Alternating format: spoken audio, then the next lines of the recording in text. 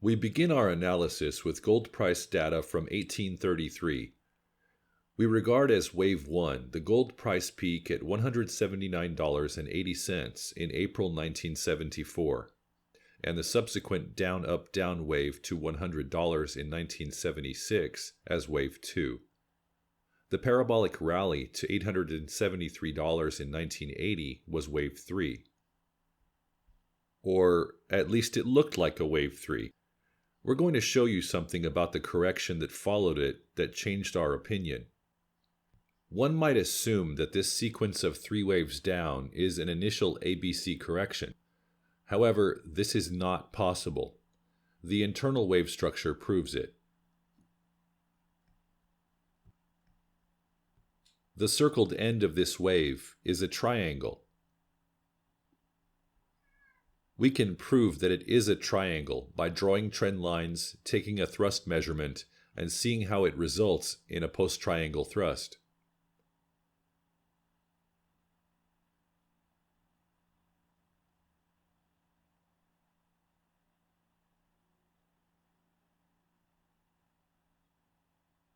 In this case, the thrust from the triangle was more or less exact.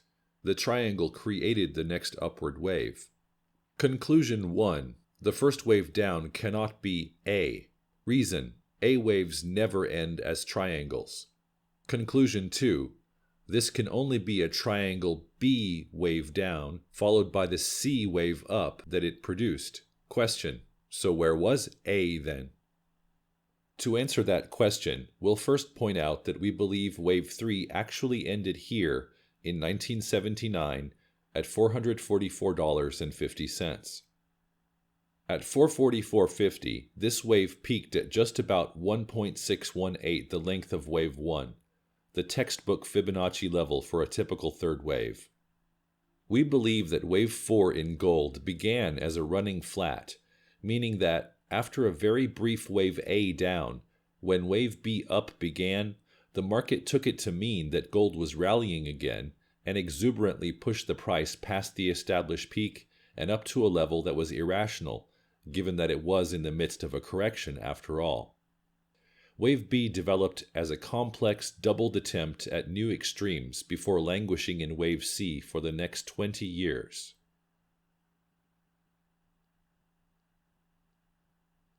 When Wave C of 4 finally bottomed 20 years later, in the 250s, note that it ultimately retraced all of the extension that occurred above the peak of Wave 3 and also nearly 61.8% of the true third wave.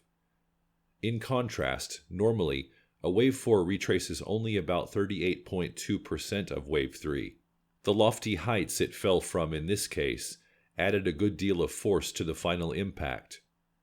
History repeats itself in gold's rise into the 2000s.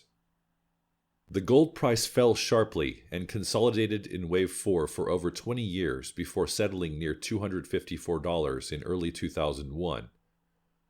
What is interesting is that Wave 4 developed a contracting triangle pattern just as it ended. When the thrust measurement is taken for the Wave 4 triangle and positioned to launch from $263.80, where we assume the triangle's terminus, its height is almost exactly 78.6% of the first part of the ensuing rally that is clearly 5 complete waves.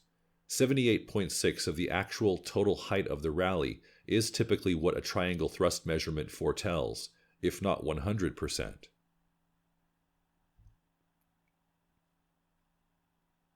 Therefore, the rally of the fifth wave far beyond $1,032, up to $1,920, and then to $2,075, just doesn't make sense. Others might explain this phenomenon as a fifth wave extension, but we reject that, for a reason similar to that which we demonstrated earlier about Wave 3. Our view is that all price action above the labeled peak of Wave 5 is actually a runaway running flat correction, which will be brought down to below Wave 5 in the descending Wave C, i.e. Wave B's post-triangle thrust, which just started at $1,855.38. Wave C's completion will be the end of Wave 2, and we have reason to believe it will decline to the $750 area or lower. Wave B's peak at $2,070.35 at the end of Wave C is effectively the start of Wave B's bullish triangle formation, which ended at $1,855.38, where the downward thrust of Wave C began. From that level so far, we have a clear count of 4 of 5 waves down. We anticipate that this first motive wave will drop into the $1,500 to $1,600 range before pulling up to correct in Wave 2 and then commencing a deeper Wave 3 down.